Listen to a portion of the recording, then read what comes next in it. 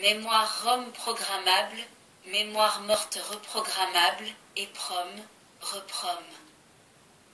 3.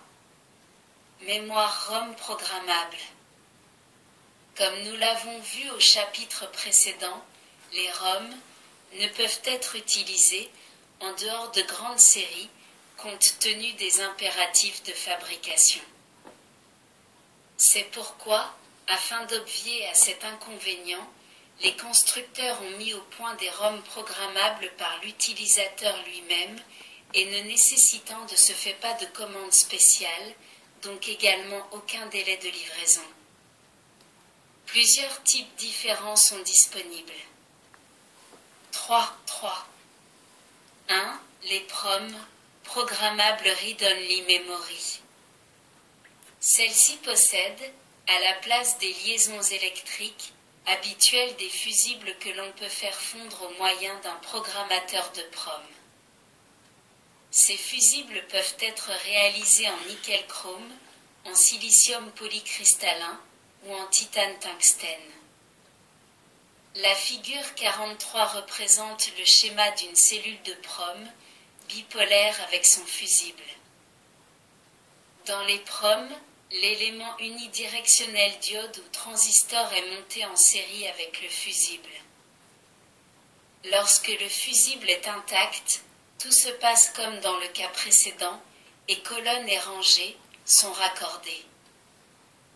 Lorsque l'on désire supprimer un fusible, il suffit de le faire fondre, on dit qu'on le brûle. On réalise cette opération en envoyant une impulsion de courant qui est obtenue en augmentant momentanément la tension d'alimentation. La figure 44 montre un fusible qui n'est autre qu'un rétrécissement dans le conducteur, donc un point de faiblesse. La figure 45 montre un fusible titane-tungstène fondu lors de l'opération d'écriture et de programmation. Une ROM peut, grâce à un programmateur, être programmée en quelques minutes. La majeure partie des PROM est directement compatible avec les ROM du point de vue brochage. C'est pourquoi il est commode, dans l'élaboration d'un prototype, d'utiliser une PROM qui sera remplacée dans la version définitive par la ROM équivalente. Il n'est pas nécessaire de programmer la totalité de la PROM en une seule fois. Généralement, on en programme une partie à la fois au fur et à mesure des besoins. Chaque fois que l'on introduit de nouveaux programmes, on peut alors utiliser la partie restante de la PROM. On pourra également corriger certaines erreurs et faire fondre un fusible oublié, mais on ne pourra bien sûr pas agir dans l'autre sens. Car un fusible fondu l'est irrémédiablement. Une PROM n'est donc programmable qu'une seule fois. 3. 2. Mémoire morte reprogrammable et PROM ou REPROM.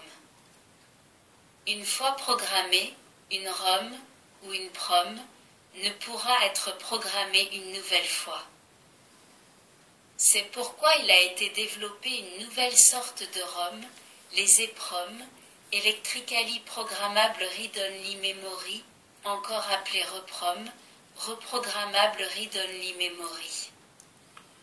Ces nouvelles mémoires peuvent être reprogrammées plusieurs fois.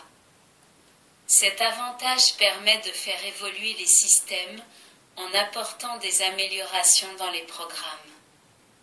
En effet, aucun programme n'est parfait dès le début, et souvent il faudra faire tourner un programme dans les conditions réelles d'utilisation pour détecter certains défauts. Pour réaliser des REPROM, il existe plusieurs possibilités. Nous ne décrirons ici que la plus largement répandue. Tous les éléments unidirectionnels définissant les points mémoire sont constitués par des transistors MOS spéciaux dits à grille isolée ou FAMO, Floating Gate Avalanche Injection MOS, dont l'un est schématisé figure 46.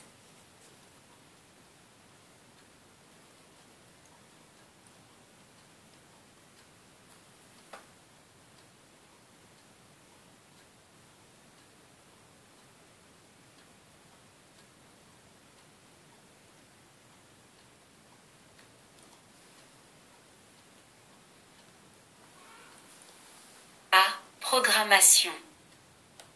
Au départ, le transistor ne conduit pas et colonne et rangée sont isolées.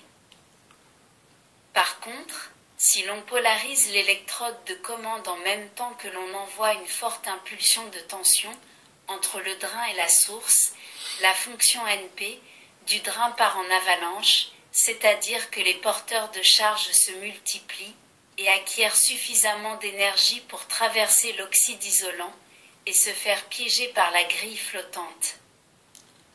À partir de ce moment et même après, disparition de l'impulsion de tension de programmation, ces charges restent prisonnières et l'électrode flottante reste chargée en permanence, ce qui rend le MOS conducteur. Le phénomène reste stable pendant 10 ans, la perte de charge atteignant alors 30%. Mais par sécurité, il est conseillé de rafraîchir ces mémoires tous les 5 ans. Colonnes et rangées sont donc durablement en court-circuit.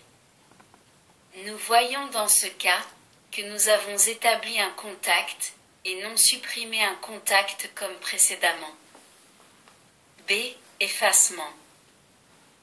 Pour effacer une mémoire reprom, on expose le cristal pendant environ 10 à 30 minutes à un bombardement de rayons ultraviolets. Afin de pouvoir réaliser cette opération, les boîtiers de mémoire reprom sont pourvus d'une fenêtre en quartz.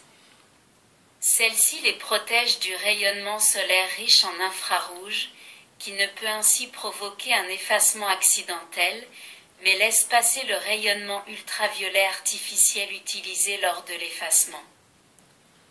La figure 47 représente un tel boîtier. Ce rayonnement ultraviolet doit avoir une très courte longueur d'onde de 2537 angstroms, 10 puissance moins 10 mètres, très exactement, avec une intensité très élevée, 6 watts secondes par centimètre carré. Il est de ce fait recommandé de ne pas s'exposer à ce rayonnement qui peut occasionner des brûlures graves aux yeux. Ce rayonnement produit par ailleurs de l'ozone. Lors du bombardement, par le rayonnement ultraviolet, on polarise l'électrode de commande de manière à chasser les charges. Les charges précédemment piégées reçoivent alors une énergie suffisante qui leur permet à nouveau de franchir la barrière isolante qui les sépare du substrat. Le tableau de la figure 48 donne les principales caractéristiques de quelques épromes courantes. Figure 48. Caractéristiques de quelques épromes. Désignation. Nombre de bits. Organisation. Nombre de broches. Temps d'accès, NS. Puissance dissipée, milliwatts. VCC. 2716. 16384. 2048 multiplié par 8. 24. 450. 525. 5 volts plus ou moins 5%. 2732. 32 768. 4096 multiplié par 8. 24. 450. 790. 5 volts plus ou moins 5%. 2764. 65 536. 8192 multiplié par 8. 28. 250. 790. 5 volts plus ou moins 5%. C'est inconvénients et avantages des reproms. Les reproms possèdent toutefois deux inconvénients. Tout d'abord, Il n'est pas possible de modifier ou d'effacer une seule position de mémoire, car seul un effaçage général est possible. Un démontage du composant est nécessaire pour l'effaçage. Aussi a-t-il été créé une nouvelle catégorie de mémoire, les IROM, Electrically Alterable PROM, encore appelés EPROM, Electrically Erasable PROM, qui sont des PROM effaçables électriquement. L'effaçage et l'écriture octet par octet est possible dans ces mémoires. On utilise pour cela une impulsion d'une vingtaine de volts. Des différentes technologies utilisées pour la fabrication des RAM et des ROM. La figure 49 montre les différents boîtiers utilisés pour le conditionnement des mémoires. La figure 50 montre les différentes technologies utilisées pour la réalisation des mémoires. 3.4. Les mémoires Novram. Les EPROM, appelés aussi E2PROM, possèdent l'avantage de conserver en permanence leur contenu, mémoire non volatile. Le nombre d'effaçages et d'écriture est toutefois limité. Leur temps d'effacement est relativement long, 10 millisecondes.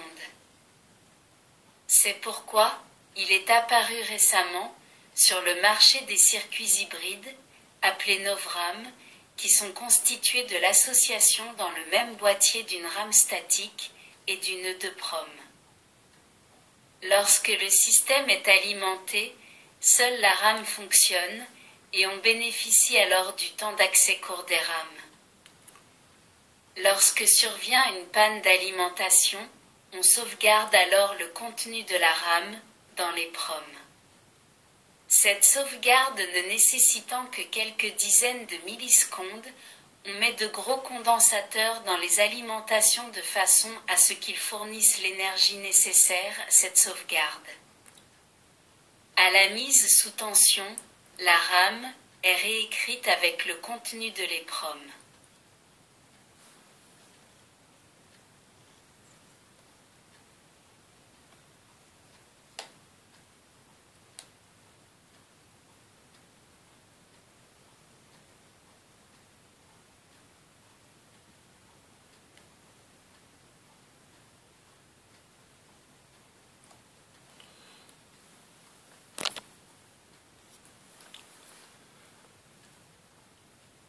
Merci de votre écoute. À bientôt.